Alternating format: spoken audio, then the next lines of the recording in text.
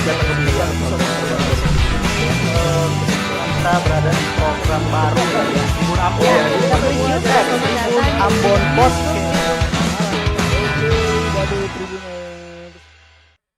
Halo Tribuners, senang sekali kami hadir kembali di program Tribun Ambon Podcast ya. Edisi apa tuh? Ulasan sepekan. Ulasan sepekan. Dan tentunya ada saya Ajeng. Dan saya Stefani Manuhutu. Seperti biasa kita akan mengulas kembali informasi yang sudah kita up berita ya di portal tribunambon.com. Dan tentunya buat Tribuners mengulas kembali apa-apa yang sudah terjadi selama sepekan ini di Provinsi Maluku tentunya. Benar. Dan kita punya berita-berita dari berita peristiwa sampai berita apa lagi nih? Pokoknya ada update harga bawang juga ya. Iya, Harga di pasar Merdeka. Kita mau menyapa juga para Tribuners yang baru saja mungkin pantengin di layar monitornya sore ini. Kalian bisa terus update ya berita terbaru di portal kita www.tribunambon.com karena ada apa di sana? Nggak mungkin ada main kelereng. Iya, benar sekali, ada banyak sekali berita-berita terkini yang diberitakan oleh reporter kami di sana.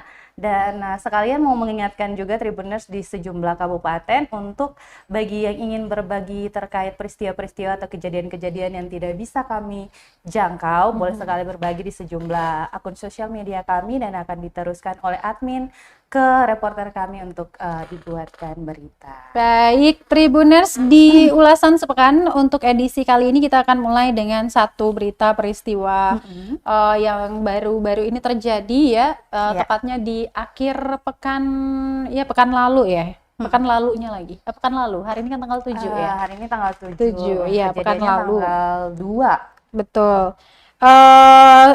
Mungkin Tribuners juga sudah mendengar terkait dengan peristiwa ini ya, bahwa ada seorang pemuda berusia 23 tahun di Negeri Alang, Kecamatan Lehitu Barat yang terjatuh dari tebing Alang ya pada pukul 00.30 waktu Indonesia Timur. Waktu itu kejadian pas jatuhnya itu di tanggal 27 Juli ya. 29 Juli 2023. Kemudian 29 hitung ke tanggal 2 Agustus 2023 baru ditemukan tuh.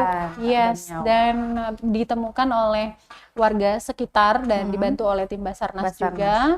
Itu sudah tidak bernyawa. Kami turut berduka cita ya. Semoga ditempatkan di sisi Tuhan yang mulia. Baik, selain di Tanjung Alang ini juga ada juga di kejadian yang mirip-mirip lah ya, yang terjadi di Maluku Tengah, tepatnya di Negeri Suli, Pantai Natsepa, pada Rabu 3 Agustus kemarin. Seorang warga asal desa Suli bernama Vanisha Pelamonia tersapu ombak saat sedang mandi di pantai bersama dengan teman-temannya. Kejadian ini terjadi sekitar jam 5 sore, rekan Ajeng. Lagi mandi sore ya? Ya. Dan sudah ditindaklanjuti dan kemudian sudah ditemukan juga. Memang cuaca akhir-akhir ini di Provinsi Maluku ya lagi ekstrim banget. Ini bahkan sudah diimbau atau diprediksi juga oleh Badan Meteorologi, Klimatologi dan Geofisika atau BMKG Provinsi Maluku terkait dengan waspada cuaca ekstrim di Provinsi Maluku. Beberapa peristiwa yang terjadi di perairan Provinsi Maluku ini memang banyak banget ya peristiwa-peristiwa, entah itu orang tenggelam atau hilang saat melaut atau bahkan ada yang kemarin terjun dari kapal dan ditemukan dalam keadaan yang sudah tidak bernyawa lagi. Jadi tetap masyarakat diimbau untuk hati-hati ya, terutama yang suka renang mungkin. Kemudian tetap waspada aja gitulah ya, atau yang pengen pergi bepergian begitu menggunakan alat transportasi laut untuk tetap waspada. Kalau misalkan sudah ada peringatan dini terkait dengan gelombang tinggi yang mencapai hingga 4 meter, mendingan tahan dulu ya. niat jalan-jalannya, tapi kalau sudah diimbau untuk boleh berlayar atau boleh kemana-mana menggunakan transportasi laut, ya diikutin. Tapi ini memang juga sudah diantisipasi atau diimbau juga sih sama pihak-pihak yang terkait untuk tetap memantau update cuaca. Dan untuk memantau update cuaca, boleh ke www.tribunambon.com karena setiap hari kita punya updatean cuaca. betul sekali. Setiap pagi pasti kami mengupdate terkait dengan info cuaca. Jadi istilahnya sediakan payung sebelum hujan, gitu ya. Oke, kami turut berduka cita untuk korban-korban cuaca ekstrim yang terjadi belakangan ini, Tribuners.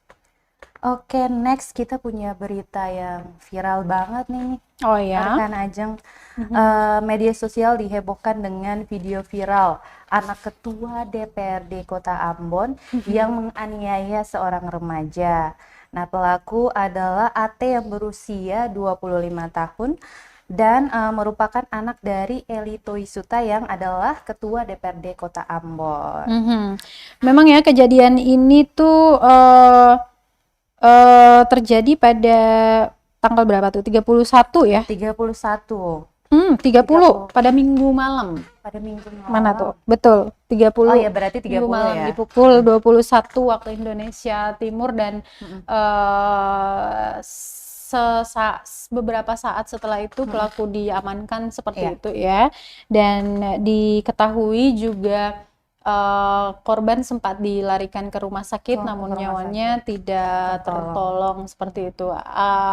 Kejadian ini pun mendapatkan banyak perhatian begitu ya dari publik. Ada yang kecam juga, ada yang mendorong untuk proses hukumnya tetap berjalan. Kemudian ada yang mengusulkan untuk proses hukumnya jangan pandang bulu seperti itu. Bahkan di hari kejadian ya pas malam itu keluarga si korban yaitu RRS sempat mendatangi Polresta Pulau Ambon dan Pulau-Pulau Lease untuk ngamuk gitu ya, ngamuk dalam tanda kutip penahanan atas pelaku AT ini. Dan setelah itu dari keluarga korban ya yang disampaikan oleh keluarga pelaku yang disampaikan oleh Ibu AT yang dalam hal ini adalah Ketua DPRD Kota Ambon, Eli Toisuta, menyampaikan bela sungkawanya ke publik begitu ya, dan juga keluarga yang ditinggalkan. Namun setelah disimak pernyataan bela sungkawa di situ, belum ada ya permintaan maaf itu pun disorot sama netizen tuh bahwa dari semua kalimat panjang yang disampaikan itu tidak ada satupun kata maaf begitu kepada keluarga korban dan sebagainya. Namun di berita terbaru kami yang baru saja di up di www.tribunambon.com, Eli Toisuta sudah menyampaikan permohonan maafnya kepada keluarga korban secara langsung begitu. Namun demikian, tetap kasusnya ini akan bergulir begitu ya, karena dari keluarga pun dan simpati masyarakat publik pun menginginkan agar kasus ini tuh dibuka seterang-terangnya, prosesnya berjalan seperti apa, publik juga ingin tahu itu, dan dari kepolisian pun sudah menaruh keseriusan penanganan kasus ini begitu. Semoga berjalan sesuai harapan masyarakat. Ya, dan ini menjadi pelajaran sih ya. Iya, benar. Yang menjadi pelajaran itu seperti yang banyak muncul di meme dan juga di sosial media ya oleh netizen yang dibikin kayak meme atau video parodi. Yes, kalau masuk komplek itu jangan lupa tagor begitu ya, tagor permisi abang gitu ya. Kalau nggak ntar pulangnya tinggal nama kayak gitu. Tapi ada juga video parodi yang tujuannya untuk mengedukasi begitu. Oke, semoga semuanya terlindungi. Iya, keluarga juga diberikan ketabahan. Kronologi lengkapnya juga sudah kita up ya. Iya, di nanti boleh portal dibaca oleh Tribuners dalam website kami. Yes. Berikutnya kita punya berita apa lagi, Next, rekan kita Stefani? punya berita terkait dengan Kapal cepat Cantika 88 ya yang mengalami kerusakan mesin di tengah perjalanan. Sebelum kita masuk di berita ini, saya juga punya pengalaman yang sama loh. Oh, ya? Itu kalau tidak salah tuh di tahun 2012 ya, ketika saat itu cuacanya lagi ekstrim. Dan Aduh, lagi-lagi. ya kita tuh pulang ke Masohi menggunakan kapal cepat dan di tengah laut itu kapal mati mesin, bukan mati mesin tapi sengaja dimatikan Dimatiin. mesinnya karena gelombang begitu tinggi gitu. Gelombangnya tuh tinggi, serius tinggi sekali. Dan saya tuh waktu itu tuh merasa kayaknya ini akhir perjalanan hidupku deh. Dan menyerahkan semuanya, udah deh.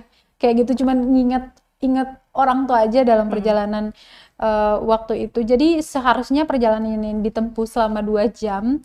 Jadinya tuh dari kita keluarnya jam berapa? Jam 2 ya. Sampai di Amahai itu sekitar jam 10 malam. Bayangkan berapa jam perjalanan, sekitar 8 jam ya dengan kapal cepat. Karena kapal tuh dihentikan di tengah laut tuh ada di sekitar 20 menit dan saya yang waktu itu duduk di samping jendela kapal itu ngeliatin ombak tuh yang kayak udah mau nutup kapal kita. Iya bener sih. Bener, dan orang-orang waktu itu percaya bahwa dengan melemparkan sebagian harta mereka ke laut itu bisa apa ya, Meneduhkan meneduhkan gitu sedikit. kayak gitu. Jadi ada yang buangin emas, ada yang semua agama di situ, pokoknya mereka sholat, mau ibadah, mau berdoa dengan segala dengan kepercayaan masing-masing. Jadi kayak kita udah pasrah aja kayak gitu. Jadi nyampe sandar di Pelabuhan Amahai saat itu tuh kayak sesuatu Mujizat gitu ya. Dan orang-orang tuh pada nungguin tau di pelabuhan. Banyak sekali pelabuhan yang sudah jam 10 masih banyak orang. Aku tuh nangis pas turun. Tuhan, Kayak ini tuh yang dirasakan sama kali ya sama penumpang kapal cepat Cantika 88 Amahai ini. menuju Tulehu ya. Seperti apa tuh? Ini kapal cepat Cantika ini mengalami kerusakan mesin di tengah perjalanan dari Amahai menuju ke Tulehu. Nah, akibat kejadian tersebut, kapal ini yang mengangkut ratusan penumpang ini terombang-ambing di tengah lautan. Nah, para penumpang juga tentu saja seperti rekan Ajeng tadi ya, tentu saja histeris dan lain sebagainya, ada yang berdoa dan lain sebagainya. Dan ternyata yang menyebabkan kerusakan mesin di tengah laut ini adalah sampah yang nyangkut di mesin kapalnya, sehingga menyebabkan gangguan terhadap mesin tersebut. Makanya dimatiin di. Lagi-lagi ya, sampah jadi persoalan hidup gitu ya. Jadi memang sampah ini bukan tanggung jawab pihak A, pihak B, si A, si B, tapi tanggung jawab semua orang gitu ya. Kalau kita lebih cerdas lagi, memanfaatkan lingkungan, kemudian tidak membuang sampah sembarangan, pasti mengurangi hal-hal seperti itu gitu. Ntar kejadiannya sama kayak dulu beberapa waktu lalu yang di bawah JMP ya, dikiranya fenomena alam, tahu-taunya sampah. Oke deh. Apalagi cuaca lagi ekstrim kayak gini kan. Betul. Oke, next kita punya kasus yang belum sampai sekarang belum ada. Iya, masih bergulir ya gitu ya. Karena tentunya Tribuners masih ingat dengan David Katayame, terduga pelaku kekerasan pelecehan seksual ya di lingkungan pemerintahan, yakni dia merupakan kepala dinas perlindungan pemberdayaan perlindungan perempuan dan anak begitu. Ini baru-baru ini memang heboh banget ya, banyak aktivis-aktivis perlindungan perempuan dan anak juga turun ke jalan, bahkan mendatangi kantor DPRD Provinsi Maluku untuk menyampaikan aspirasi mereka agar terduga pelaku pelecehan ini memang benar-benar harus ditelusuri kasusnya. Seperti itu. Dan dari Polda Maluku sendiri pun menunggu laporan dari korban si David Katayane ini, dan korban pun telah melakukan laporan resminya kepada kepolisian dan kasus ini sementara berjalan begitu ya Tribuners. Dari Ditreskrimum Polda Maluku pun sudah memeriksa saksi-saksi, bahkan David Katayana dihadirkan sebagai saksi dalam kasus tersebut. Kita nantikan saja, semoga ada update terbaru ya dari kasus yang telah dilaporkan ini. Karena memang seperti yang kita sebut, ini juga kita udah bahas banget ya, kasus kekerasan seksual atau pelecehan seksual yang terjadi di lingkungan-lingkungan kerja misalnya ataupun lingkungan pemerintah, dan harus bersyukur bahwa ada korban yang mau speak up begitu. Jadi ada efek jera juga untuk para pelaku atau predator-predator yang selama ini masih menyembunyikan kuku mereka. Iya, next kita ke Seram bagian barat nih, rekan Ajeng. Ada upaya pendalaman atas kasus pengadaan pakaian seragam yang terus dilakukan oleh Kejari Kabupaten Seram bagian barat, usai menemukan 2 indikasi dan naik ke tahapan penyidikan. Karena dan saat ini Kejaksaan Negeri SBB telah memeriksa 50 orang kepala sekolah terkait kasus pengadaan pakaian seragam ini, rekan Ajeng. Wow, dan ini ada 2 indikasi ya yang ditemukan dalam kasus pengadaan pakaian seragam di Dinas Pendidikan Seram bagian barat ya, yakni pinjam bendera perusahaan dan dugaan markup melebihi harga yang ditentukan. Nah, dalam standarisasi harga Kabupaten SBB tahun 2021 lalu, dan anggaran itu dibagi menjadi 2 item paket, yakni untuk siswa SDMI senilai 2.325 juta rupiah dan MTS itu senilai 2.244 sekian juta rupiah. Itu jumlah uang yang sangat banyak dan di markup gitu loh. Next kita ke peserta Jambore. Ngomongin Jambore emang lagi rame banget ya. Iya, berhubung dari Maluku juga ada, kita bahas juga sekalian hari ini. Nah, sebanyak 88 peserta Jambore Pramuka di dunia yang ke-25 ini diadakan di Korea Selatan. Betul sekali. Dilarikan ke rumah sakit, sebanyak 88 peserta Jambore yang dilarikan ke rumah sakit. Puluhan peserta tersebut pingsan akibat cuaca panas ekstrim saat pembukaan kegiatan di sana, rekan Ajeng. Betul sekali. Dan seperti yang kita ketahui bahwa ada belasan peserta pramuka perwakilan Provinsi Maluku yang ikut dikirimkan di Jambore dunia atau World Scout ini. Dan update terakhir bahwa dari 88 orang yang dilarikan ke rumah sakit saat itu tidak ada dari Maluku. Anak-anak Maluku. Ini lucu nih ketika kita lihat komentar Tribuners tercinta kita di kolom komentar sosial media kita, itu banyak yang sebutin mengakui kondisi fisiknya anak-anak Maluku itu karena memang sudah sering terpapar sinar matahari gitu. Jadi udah kuat gitu. Jadi kalau matahari Korea tuh apa sih, kita punya 5 gitu di Maluku gitu, apalagi di Ambon. Belum kalian main ke sekitar ya atau main ke Tual misalnya di Malra. Mas Sohi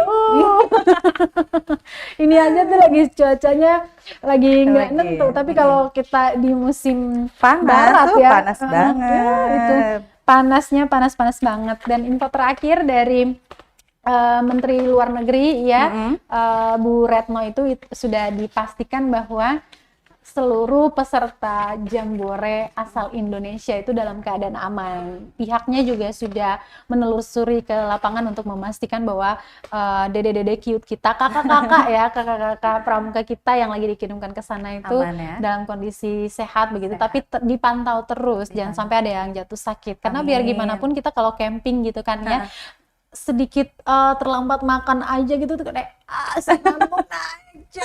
Apalagi kalau malam-malam udah asik sama peserta Jambore yang dari seluruh dunia itu ya, cuci mata nggak tuh. Jadi ingat bumi perkemahan di masa-masa sekolah kan. Banyak yang cinlok pasti. Ini cinloknya cinlok level internasional. Benar sekali. Betul. Enak kali ya, ada yang lewat, halo kakak, salam pramuka, cute banget. Dan lucu banget tau. Baju-baju pramuka mereka tuh dari berbagai negara tuh lucu-lucu banget gitu loh bajunya. Kalau kita kan diidentik dengan coklat Coklat. muda sama coklat tua Coklat gitu tua, kan. Ada tuh bahkan yang kayak gitu nggak sih? Dari mana itu? Iya, Nanti boleh lucu-lucu di-update banget. aja deh Ntar ya. kita update lagi deh. Iya, oke. Oke, selanjutnya. Selanjutnya kita mau update terkait harga pasar nih, terkhusus harga cabai kota Ambon. Mhm. Setelah seminggu lebih naik, kini harga cabai dan bawang kota Ambon berangsur turun. Kabar baik buat ibu-ibu Iya. ya. Buat kita juga. Buat kita yang sering masak, aku kan. Betul sekali. Menurut pantauan Tribun Ambon pada Minggu 6 Agustus kemarin, cabai keriting kini sudah dijual 65.000 per kilogram. Yang sebelumnya akhir bulan Juli, cabai keritingnya itu dijual seharga 80.000 per kilogram. Wow, turunnya signifikan, ada selisih 15.000 ya. 15.000, ya. Nah, terus ada juga harga bawang putih dengan harga 40.000 hingga 45.000 per kilogram saat ini. Entah yang sebelumnya tuh berapa tuh, yang pasti Itu sebelumnya tuh di sekitar 50. 50-an ya. Ya, Yes, tomat juga ikut turun loh. tomat, oh iya, tomat juga ini dari harga 15.000 menjadi harga 12.000 per kilogram. Lumayan lah, ada 3.000-nya Lumayan, untuk ya. uang parkir. Oh iya, ada cabai rawit juga nih rekan Acung, cabai rawit. Cabai rawit kemarin itu mahal nggak sih pas kita belinya? Lumayan sih buat yang kalau sekarang cabai rawit dari harga 40.000 sekarang udah jadi 35.000 per kilogram, turun 5. Itu harga bawang yang 35.000. Sama aja. Iya, jadi 40.000. Harga terkini tuh dari cabai rawit tuh 40.000 dan Oh, harga iya, bawang iya. merah tuh sekarang tuh lagi 35.000 35.000 gitu. per kilogram. Semoga stabil Stabil. harganya. Benar. Betul sekali. Karena kalau stabil tuh memang stoknya lagi melimpah aja Lagi di pasar gitu loh. Jadi distribusi produk itu dari berbagai daerah, baik dari Pulau Ambon, pulau-pulau yang ada di Provinsi Maluku atau di luar Pulau Jawa. Ambon seperti Pulau Jawa, itu lancar gitu loh. Cuaca juga sangat mempengaruhi. Kalau cuaca lagi buruk, kapalnya nggak layar karena ada larangan dari KSOP misalnya atau dari PLNI, berarti ya harganya nanjak gitu loh. Jadi semoga cuaca ekstrim ini cepat berlalu. Iya, benar. Kita punya berita penutup Tribuners dari tentu saja dari Provinsi Maluku. Ada salah satu perwakilan di ajang Miss Universe Indonesia dari Maluku, Grace Bersheba Martina Haba, yang saat ini mewakili Provinsi Maluku di ajang Miss Universe tahun 2023. Cool. Grace ini berusia sekarang kurang lebih 25 tahun karena lahir tahun 98. Walaupun lahirnya tidak di Maluku, tapi Dia merupakan keturunan Maluku ya? dari Asal mana Pulau tuh? Haruku, dari Aboru, Maluku Tengah. Dan Cool. Grace ini sangat bersyukur bisa mewakili tentu saja Provinsi Maluku dalam ajang bergengsi tersebut. Dan ternyata dia aktif loh di berbagai organisasi atau komunitas ya, misalnya Book for Aboru, dan dia juga mempersiapkan diri untuk berjuang di panggung Miss Universe Indonesia 2023, tentu saja membawa nama Maluku, dan semoga saja bisa masuk bisa selesai, menang ya. Udah selesai. Udah selesai. Iya. Oh, sudah selesai. Iya. Aduh, saya ketinggalan banget ya. Oh, Iya, kemarin ya 3 kemarin. Agustus kan ya. Oke. Baiklah, Tribuners. Kita udah selesai nih ya. Benar sekali. Kayak cepet banget ya, masih pengen lama-lama sama Tribuners. Oke, thank you so much, danke banyak Tribuners yang sudah pantengin kita ya untuk ulasan sepekan di edisi kali ini. Tetap pantau berita-berita terbaru kami di mana? Di www.tribunambon.com. Dan sejumlah akun sosial media kami ada Instagram, TikTok, Facebook, dan lain sebagainya. Jangan lupa juga subscribe kanal YouTube kita karena ada program-program kece, edukasi, entertain, dan semuanya. Kalian bisa lihat di sana di playlist kita atau mau nonton live-nya secara langsung gitu. Akhir kata saya Ajeng Natalia Dan saya Stefani Manuhutu. Dangke, kita jumpa lagi di edisi pekan depan. Selamat sore dan Amato. Terima kasih sudah nonton. Jangan lupa like, subscribe, dan share ya.